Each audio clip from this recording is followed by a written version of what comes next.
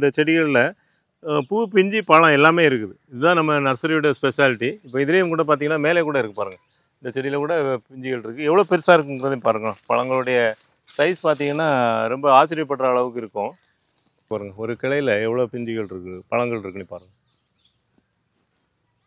Daily பழுத்துக்கிட்டே இருக்கும். ஒரு பேப்பரில் சுற்றி வச்சோம்னாக்கா அது எல்லாமே பழமாயிடும். இப்போ இதை நம்ம அறுவடை பண்ணிடலாம். இன்றைக்கி ஃபஸ்ட்டு நம்ம அறுவடை பண்ணுறோம். நானே இது வரைக்கும் சாப்பிட்டதில்லை. பாலினேஷன் சரியாகாதனால இதில் சுளைகள் அதிகமாக உற்பத்தி ஆகாது. அதனால தான் இதை ரிமூவ் பண்ணிட்டேன். இதை நம்ம சமையலுக்கு பயன்படுத்தலாம். சைஸ் வந்திருக்கு பாருங்களேன். ஒரு பனானா மாதிரி, ஒரு வாழைப்பழம் மாதிரி நீளமாக இருக்கும். கொத்து கொத்தாவே காய்ச்சிருக்கு ஃபுல்லாகவே.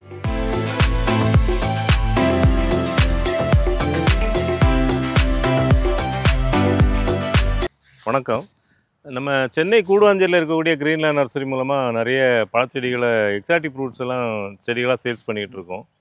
அதேமாதிரி பார்த்திங்கன்னா மா, பலா, வாழை இந்த முக்கணிகளுக்கும் ரொம்ப முக்கியத்துவம் கொடுத்து செடிகளை சேல்ஸ் பண்ணுறோம். அதே மாதிரி பார்த்திங்கன்னா அழிஞ்சிட்டு வரக்கூடிய நம்ம தமிழ்நாட்டில் இருக்கக்கூடியது, நம்ம நாட்டில் இருக்கக்கூடிய செடிகள் அழிஞ்சிட்டு வரக்கூடிய ரகங்களையும் நம்ம முன்னெடுத்து கொண்டு போயிட்டுருக்கோம். ரெண்டாவது இயற்கையாக செடிகளை வளர்க்கணுங்கிறதுக்காக அதுக்கு தேவையான இடுபொருட்கள் அந்த மாதிரிலாம் சேல்ஸ் பண்ணிகிட்டு இருக்கோம். அதுமாதிரி கடந்த வாரம் போட்டிருந்த வீடியோவில் கமெண்ட்டில் ஒரு கஸ்டமர் விலை அதிகம்னு மாதிரி மென்ஷன் பண்ணியிருந்தாங்க. இப்போ எங்கள் நர்சரியை பொறுத்த வரைக்கும் சென்னை பக்கத்தில் இருக்குது. நிறைய பேர் மாடியில் வளர்க்குறாங்க. அது மாதிரி வளர்க்குறதுனால நிறைய செடிகளை நாங்கள் சின்ன செடிகளாக வெளியூர்கள்லேருந்து, மற்ற ஸ்டேட்லேருந்து வாங்கிட்டு வளர்த்து தான் சேல்ஸ் பண்ணுறோம். அதனால் கொஞ்சம் விலை அதிகமாக இருக்குது. ரெண்டாவது நாங்களும் ஒரு தோட்டம் வச்சுருக்கோம், விவசாயம் பண்ணுறோம். விவசாயங்கிறது எல்லாருக்குமே, நீங்களும் விவசாயம் தான் பண்ணுறவங்களாக தான் இருப்பீங்க. அப்போ அதில் எவ்வளோ இடர்பாடுகள், இன்றைக்குள்ள வேலையாட்கள், இடுபொருட்கள், அதாவது மண், பண்டொட்டிலேருந்து மண் வருது. அதாவது கிட்டத்தட்ட ஒரு 250-300 கிலோமீட்டருக்கு அந்த பக்கம் இருந்து மண்ணை எடுத்துகிட்டு எரு கூட இங்கே பக்கத்தில் கிடைக்கிறதுல எல்லாம் நகரமாகிடுச்சு. லேபர் பிரச்சனை இருக்குது. இந்த மாதிரி நிறைய பிரச்சனைகள் இருக்கிறனால ஓரளவு நாங்கள் விலை வச்சு விற்றா தான் நாங்கள் நிற்க முடியும். அதாவது கிரீன்லேண்ட் நர்சரிங்கிறத நீண்ட நாள் நீங்கள் பார்க்க முடியும். அப்படி ஒரு சூழ்நிலை இருக்குது. அது மாதிரி இப்போ விவசாயிகளாக இருக்கிறீங்க, ஒரு 5 ஏக்கர், 2 ஏக்கர், 1 ஏக்கர் இந்த மாதிரி உங்கள் நிலங்களில் இது மாதிரி பழச்செடிகளை நட விரும்புனீங்கன்னா நீங்கள் முன்னாடியே இப்போ ஃபோன் பண்ணி எங்கள் நர்சரி நம்பர் 9841 986-400 நம்பர் ஃபோன் பண்ணி சொன்னீங்கன்னா அவங்க அதுக்காக தனியாக ஒரு மொத்த விலையிலே, அதாவது விவசாயிகளாக வாங்கும்போது அதிக எண்ணிக்கையில் வாங்குவீங்க இல்லையா, அதனால் ஒரு மொத்த விலைக்கு உங்களுக்கு எங்களால் கொடுக்க முடியும். அதேமாதிரி இன்னொரு கஸ்டமர் சொல்லியிருந்தாங்க, நீங்கள் செடிகளை காமிக்கும் போது எங்களுக்கு வளர்க்கணும்னு ஆசை இருக்குது அப்படின்ற மாதிரி சொல்லியிருந்தாங்க. ரொம்ப சந்தோஷம். அதாவது என்னுடைய நோக்கம் அதுதான். நம்ம நிறைய பழங்களையோ செடிகளே காமிக்கிறது, எல்லோரும் செடிகளை வளர்க்கணும். இந்த மாதிரி மரங்களை, செடிகளை வளர்க்கும் போது நமக்கு சுற்றுப்புறமும் சுகாதாரமாகுது. அதுமாதிரி நம்ம உணவுப் பொருட்களும் கிடைக்குது, எல்லாருக்கும் கிடைக்குது. அதுக்காக தான் இந்த முயற்சிகளை நாங்கள் ஏற்படுத்திக்கிட்டு இருக்கிறோம். எங்கள் வீடியோ பார்த்துட்டு லாஸ்ட் வீக் ஒரு கஸ்டமர் வந்தாங்க. சின்ன வயசு தான், ஒரு புதுசாக கல்யாணம் ஆனவங்க மாதிரி இருந்தாங்க. அப்போது சார் உங்கள் வீடியோ பார்த்தேன், இந்த மாதிரி செடிகள்லாம் வேணும் அப்படின்னாங்க. இடம் எங்கே இருக்குது அப்படின்னு கேட்டேன். இடம் நீ தான் சார் வாங்கணுன்னாங்க. ஏன்னா எதுக்கு சொல்கிறேன்னா, அவங்களுக்கு அதை நம்ம வீடியோ பார்த்து இடம் வாங்கி நம்ம செடி நடணுங்கிற அளவுக்கு எங்கள் வீடியோ அவங்கள தூண்டியிருக்கு. அது ரொம்ப சந்தோஷம். ஏன்னு கேட்டால், இப்போ நிறைய பேர் நம்ம இந்த கொரோனாவுக்கு அப்புறம் விவசாயத்தில் ஈடுபாடு இருக்கிறோம்.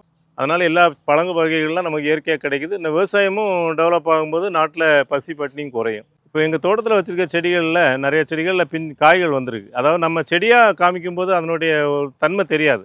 அது எப்படி காய்க்கும், நம்ம ஊரில் காய்க்குமா, இந்த மாதிரி நிறைய கேள்விகள் வரும். அதுக்காக தான் நான் எப்போவுமே வீடியோவில் நம்ம தோட்டத்தில் வச்சுருக்க செடிகளையும் காமிக்கிறேன். இது ஒரு ட்ரையல் மாதிரி தான். இப்போ எங்கள் தோட்டத்தை அதுக்காக தான் பயன்படுத்திகிட்டு இருக்கோம். பல வெரைட்டிலே பார்த்தீங்கன்னா ஒரு 20 செடிகள் நட்டுருக்கேன். ஒன்று ஒவ்வொரு ரகம். நான் நடணும்னா, ஒரு கமர்ஷியலாக பண்ணணும்னா ஒரு ரெட் பலாவை நட்டிருந்தாலே எனக்கு அதுலேருந்து வருமானம் வந்துகிட்டு இருக்கும். ஆனால் அதே டைமு அந்த மாதிரி பண்ணாமல் நாங்கள் ஒவ்வொரு செடி ரகத்துலேயும் ஒவ்வொரு செடிகளை நட்டிருக்கோம். ஏன்னா ஒவ்வொரு பழமும் எப்படி இருக்குங்கிறத பார்த்து உங்களுக்கு அதை சொல்லணுங்கிறது. அதுமாதிரி பழங்களை பொறுத்த வரைக்கும் ஒரு சிலருக்கு பிடிக்கும், சில பழங்கள் சிலருக்கு பிடிக்காது. இந்தமாதிரி நிறைய வேறுபாடுகள் இருக்குது. இன்றைக்கி நம்ம இந்த வீடியோவில் அந்த மாதிரி பழச்செடிகளை பற்றி பார்க்கலாம். ஃபஸ்ட்டு நம்ம பார்க்கக்கூடிய தல்காரி வாட்டர் ஆப்பிள். இந்த தல்காரி வாட்டர் ஆப்பிள் பழம் பெருசாக வரும். நல்ல ஒரு சர்க்கரையை மேலே ஸ்ப்ரே பண்ணால் எப்படி இருக்குமோ, இந்த பழத்து மேலே ஸ்ப்ரே பண்ணால் எப்படி இருக்குமோ அதேமாதிரி ஒரு இனிப்போடு இருக்கும்னு நான் ஏற்கனவே சொல்லியிருக்கிறேன்.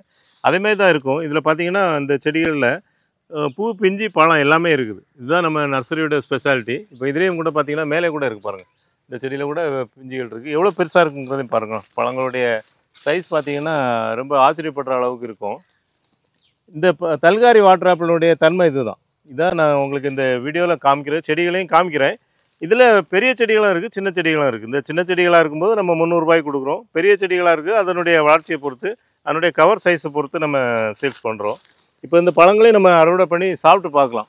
இப்படி நல்லா பழமாயிடுச்சு பாருங்கள், எவ்வளோ அழகாக இருக்குது, சூப்பராக இருக்குது. ரெண்டுமே நல்லா பழுத்துருச்சு. மீதியெல்லாம் இது இன்னும் கொஞ்சம் பழுக்கணும், இதுவும் இன்னும் பழுக்கணும், நல்லா கலர் வரல. இந்த பழங்களை நம்ம அறுவடை பண்ணி நம்ம சாப்பிட்டு பார்க்கலாம். வாட்டர் ஆப்பிளை பொறுத்த வரைக்கும் நம்ம நர்சரியில் ஒரு 15க்கு மேற்பட்ட ரகங்களை சேல்ஸ் பண்ணுறோம். அடுத்து நம்ம பார்க்குறது சுரியனியம் செரி. இந்த சுரியனியம் செரி வந்து இதில் பிளாக் சுரியனியம், ரெட் சுரியனியம் இருக்குது. எல்லாமே இந்த கண்டெய்னரில் வச்சுருக்கோம் பெரிய செடிகள். அந்த கண்டெய்னர்லேயே எவ்வளோ பிஞ்சுகள் இருக்குங்கிற பாருங்களேன். ஃபுல்லாகவே பிஞ்சுகளாக இருக்குது பாருங்கள். பிஞ்சு பழமாக ஆகிட்டு இருக்கு. இன்னும் நல்ல பிளாக் சுரியனை பொறுத்த வரைக்கும் நல்ல கருப்பு கலர் ஆனால் தான் உங்களுக்கு புளிப்பு இருக்காது. அப்படி இல்லைன்னா கொஞ்சம் புளிக்கும். இந்த ரெட்டாக இருக்கு இல்லையா, அந்த மாதிரி இருக்கும்போது கொஞ்சம் புளிப்பாக தான் இருக்கும். நம்ம வந்து நல்லா பழுத்ததுக்கு அப்புறமா பறித்து அறுவடை பண்ணி சாப்பிட்டோன்னா நல்லா இனிப்பாக இருக்கும் பாருங்கள். ஒரு சடை சடையாக காய்ச்சிருக்கு பாருங்கள். ஒரு கிளையில் எவ்வளோ பிஞ்சுகள் இருக்குது, பழங்கள் இருக்குன்னு பாருங்கள். நான் ஏற்கனவே அதாவது இது டெய்லி பழுத்துக்கிட்டே இருக்கும். அதாவது இது அப்பப்போ பழுத்துக்கிட்டே இருக்கும். நான் ஏற்கனவே ஒரு பழம் நேற்றைக்கு வந்து பறித்து சாப்பிட்டேன். ஏன்னா அது செடியில் விட்டுருந்தா கீழே விழுந்துடும். அதனால் நான் நேற்றைக்கே பறிச்சுட்டேன். அதையும் இந்த வீடியோவில் உங்களுக்கு காமிக்கிறேன். அது பழுக்கும்போது என்ன கலரில் இருக்குங்கிறத காமிக்கிறேன். அடுத்து நம்ம நர்சரியில் சேல்ஸ் பண்ணக்கூடிய தாய் கிங் சப்போட்டா. இந்த தாய் கிங் சப்போட்டா கூட பார்த்தீங்கன்னா 450 ரூபாயிலேருந்து நம்ம ஸ்டார்டிங் ப்ரைஸ். அது பெரிய செடிகளாக 10 அடி வரைக்கும் உயரங்களில் சேல்ஸ் பண்ணுறோம். பாருங்கள் இதில் எவ்வளோ பூக்கள் பிஞ்சுகள் இருக்குங்கிறத பாருங்கள். பூ பிஞ்சு எல்லாமே நம்ம சப்போட்டா காய்க்கிற மாதிரியே நிறைய வருது. இதனுடைய ஸ்பெஷல் என்னென்னா, இப்போ ஒரு பழம் வந்து 1/2 கிலோ வரைக்கும் வெயிட் வரும். அந்த மாதிரி பெரிய பழங்களாக வரும். பாருங்கள் எவ்வளோ பிஞ்சு இருக்குங்கிறத பாருங்கள். இது நம்ம பெரிய செடியாக நட்டு 1 வருஷம் தான் ஆச்சு. அப்போ கூட நிறைய பிஞ்சுகள் வந்திருக்கிறத பார்க்கலாம். அதேமாதிரி முதல்ல நமக்கு காய்ச்ச ஒரு பழம் இது. இன்றைக்கி இதை அறுவடை பண்ண போகிறோம். பாருங்கள் இதில் கூட பிஞ்சு இருக்குது. இந்த பிஞ்சு இருக்குது. ஒரு கிட்டத்தட்ட இன்னொரு 5-6 பிஞ்சு இருக்குது. ஆனால் இது பழமாயிடுச்சு. இதை இன்றைக்கி அறுவடை பண்ண போகிறோம். சப்போட்டா பொறுத்த வரைக்கும் நல்லா மெச்சூரிட்டி ஆகிட்டாங்கிறத எப்படி நம்ம தெரிஞ்சுக்கலான்னா, இந்தமாதிரி சுரண்டி பார்த்தோன்னா உள்ளே வந்து மஞ்சளாக இருக்கும். லைட்டாக அந்த ப்ரௌன் கலரில் இருக்கும். அதே நம்ம வந்து முதிர்ச்சி அடையலைனாக்கா பச்சையாக இருக்கும். அதை வச்சு நம்ம ஓரளவு ஐடென்டிஃபை பண்ணிடலாம். நல்லா மெச்சூரிட்டி ஆகி அதை வந்து நம்ம அறுவடை பண்ணி ஒரு இருட்டான இடத்துல, அதாவது ஒரு பேப்பரில் சுற்றி வச்சோம்னாக்கா அது எல்லாமே பழமாயிடும். இப்போ இதை நம்ம அறுவடை பண்ணிடலாம். இன்றைக்கி ஃபஸ்ட்டு நம்ம அறுவடை பண்ணுறோம். நானே இது வரைக்கும் சாப்பிட்டதில்லை. நான் இதை நர்சரிக்கு போயிட்டு, இப்போ தோட்டத்தில் இருக்கோம், நர்சரிக்கு போயிட்டு இதை எடை போட்டு எவ்வளோ வெயிட் வருதுங்கிற பார்க்கலாம். ஆனால் ஃபஸ்ட்டு காய்ச்சதுனால கொஞ்சம் சைஸ் சின்னதாக தான் இருக்கும்னு நான் நினைக்கிறேன். இன்னும் பெரிய பழமாக வர்றதுக்கு வாய்ப்பு இருக்குது. உங்கள் வீட்டில் இது மாதிரி தாய் கிங் சப்போட்டா வச்சுருந்தா அதை கமெண்டில் சொல்லுங்கள். அது எவ்வளோ வெயிட் மேக்ஸிமம் வரங்கிறதையும் சொல்லுங்கள். ஏன்னா நான் ஃபஸ்ட் டைம் எனக்கு அது தெரியலை. இந்த தாய் கிங் சப்போட்டாவுடைய வெயிட் பார்த்திங்கன்னா 265 265 கிராம் இருக்குது. இது ஒரு 400-500 வரைக்கும் வர்றதுக்கு வாய்ப்பு உண்டு. ஏன்னா இது நம்ம ஃபஸ்ட்டு காய்ச்ச பழம், சின்ன செடி தான். இப்போ செடி பெருசாகும்போது, ஏஜ் ஆகும்போது பழத்தோடைய வெயிட்டும் ஜாஸ்தி ஆகும்.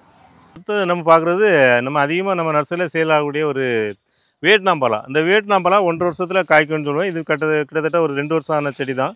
மரம்னு சொல்ல முடியாத செடி தான். பாருங்கள் ஒரு 10 அடி வரைக்கும் வளர்ந்துருக்கு. இது நம்ம பலமுறை ப்ரூனிங் பண்ணியிருக்கோம். அதெல்லாம் வீடியோவில் சொல்லியிருக்கோம். அந்த மாதிரி இந்த பலா வளர்க்குறதுல ஏதாவது சந்தேகங்கள் இருந்தால் நம்ம கிரீன்லேண்ட் நர்சரி யூடியூப் சேனலை சப்ஸ்கிரைப் பண்ணி பாருங்கள். அதில் நிறைய விஷயங்களை தெரிஞ்சுக்கலாம். நம்ம 10க்கும் மேற்பட்ட ரகங்களை நம்ம கிரீன்லேண்ட் நர்சரியில் பலாவில் சேல்ஸ் பண்ணுறோம் செடிகளாக. இதை பற்றி நிறைய வீடியோ போட்டிருக்கோம். பலா செடிகளை பொறுத்த வரைக்கும் ரொம்ப ஆர்வம் வர்றதுக்கு காரணம் என்னென்னா, ஃபஸ்ட்டு நான் இந்த வியட்நாம் பலா சாப்பிட்ட பிறகு தான் எனக்கு அதில் ஒரு நம்பிக்கையும் ஆர்வம் வந்துச்சு. ஏற்கனவே ஒரு 15 நாளைக்கு முன்னாடி நிறைய தின்னிங் பண்ணோம் இந்த பிஞ்சுகளெல்லாம். இப்போ திரும்பியும் வந்திருக்குது. நான் அதையும் ஏற்கனவே பதிவு பண்ணியிருக்கிறேன். பாருங்கள், நிறைய பேர் புதுசாக பார்க்குறவங்களுக்கு கொஞ்சம் அது தெரியாது. இப்போ இது எல்லாமே நிறைய இருக்கிறதுனால தின்னிங் பண்ணிடலாம். ஏன்னா நம்ம ஒரு 3 காய் தான் இதில் விட போகிறோம். மீது எல்லாமே விட்டோம்னாக்கா நமக்கு காய்கள் வந்து பெருக்காது. அந்த காய்கள் வந்து சோரக்காயை போகிறதுக்கு வாய்ப்பாகிடும். சத்துக்கள் கிடைக்காது இல்லையா? அதனால் இதெல்லாமே தின்னிங் பண்ணிடலாம்.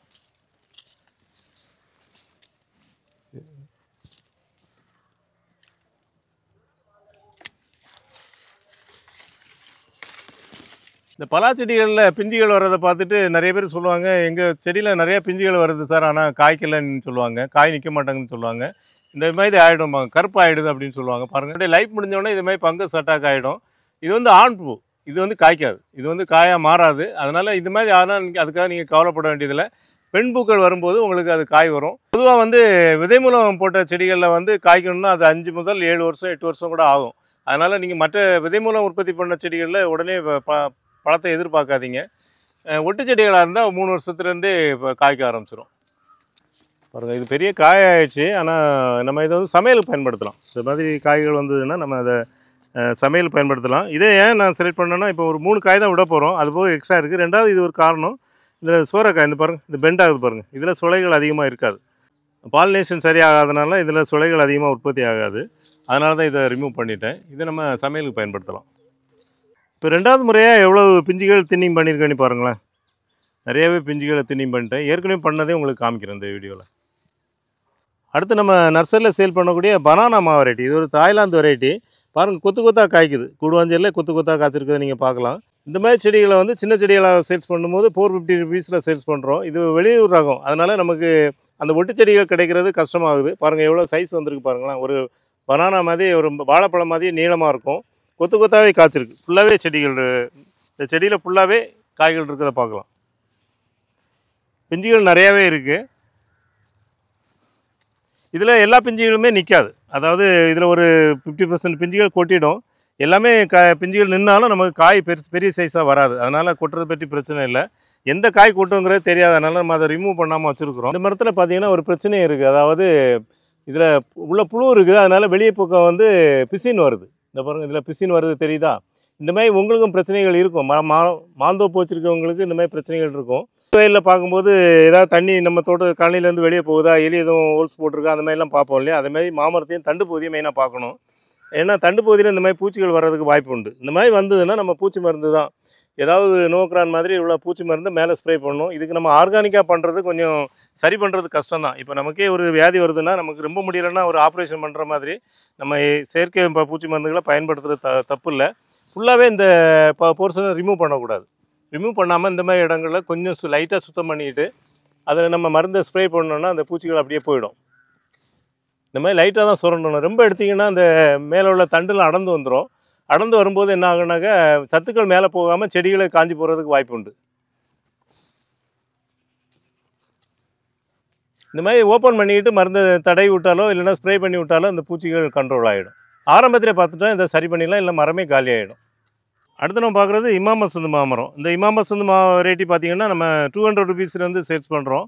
சின்ன செடிகளாக சேல்ஸ் பண்ணும்போது பெரிய செடிகள் வரைக்கும் இருக்குது. 7 அடி 8 அடி செடிகள் கூட இருக்குது. இதில் பாருங்கள் கொத்து கொத்தாக காய்ச்சிருக்கு. இதில் ஒரு மெசேஜ் இருக்குது. என்னென்னா இது அடர் நடவு முறையில் நட்டது. செடி நம்ம ஒரு 12 அடி இடைவெளி வச்சு நடவு பண்ணியிருக்கோம். இப்போ சில கஸ்டமர் பேசும்போது அடர் நடவு ஃபெயிலியருங்கிற மாதிரி கூட பேசுகிறாங்க. ஏன்னா அவங்க முறையாக பராமரிக்கலைன்னா அது ஃபெயிலியர் தான். நம்ம செடிகளை நட்டு ஒரு 3 அடி வளர்ந்ததுக்கப்புறம், இங்கே பாருங்கள், இந்த 3 அடி வளர்ந்ததுக்கப்புறம் நம்ம வந்து ஒரு 3 பிரான்ச் அலோவ் பண்ணியிருக்கோம். அதுக்கப்புறம் பார்த்திங்கன்னா ஒரு 3 பிரான்ச்சிலேருந்தும் ஒரு 4-5 பிரான்ச் அலோவ் பண்ணியிருக்கோம். இந்த மாதிரி ஒரு குடை மாதிரி ஒரு அமைப்பை கொண்டு வந்தால் தான் நம்ம இந்த அடர் நடவு முறையில் சக்ஸஸ் ஆக முடியும். இல்லைனாக்கா ஃபெயிலியர் தான் ஆகும். ஏன்னா சன்லைட் எல்லா இடம் படணும். அதுமாதிரி படுறதுக்கு வாய்ப்பு இல்லைன்னா செடிகள் நல்லா காய்க்காது.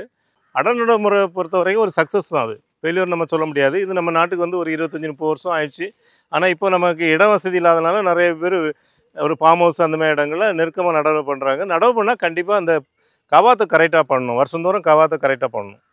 இப்போ நம்ம தோட்டத்தில் இவ்வளோ பழங்கள் காய்கறிலாம் அறுவடை பண்ணிட்டோம். இப்போ நம்ம இந்த சாப்பிட்ற லெவலில் கொய்யாப்பழம் ஏற்கனவே சாப்பிட்டோம், ஜப்பான் கொய்யாவை. இப்போ இந்த வாட்டர் ஆப்பிள் மட்டும் நம்ம சாப்பிட்டு பார்க்கலாம் எப்படி இருக்குது டேஸ்ட்டுன்னு. நம்ம லாஸ்ட் இயர் சாப்பிட்டது இந்த வருஷம் ஃபஸ்ட்டு இப்போ தான் சாப்பிட்றேன். இது வாட்டர் ஆப்பிளை பொறுத்த வரைக்கும் இது விதை இருக்காங்கிற பார்க்கலாம். சில ரகத்தில் இதில் விதை இல்லை பாருங்கள். சின்னதாக இருக்குது, ஆனால் ஒரு சாஃப்டாக இருக்குது. அந்த கத்திரியை கூட கட் ஆகிடுச்சு. சின்ன விதை தான்.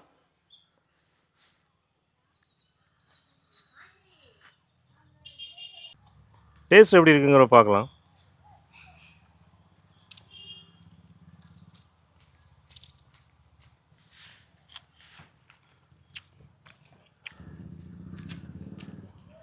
நல்லா இனிப்பாக இருக்குது.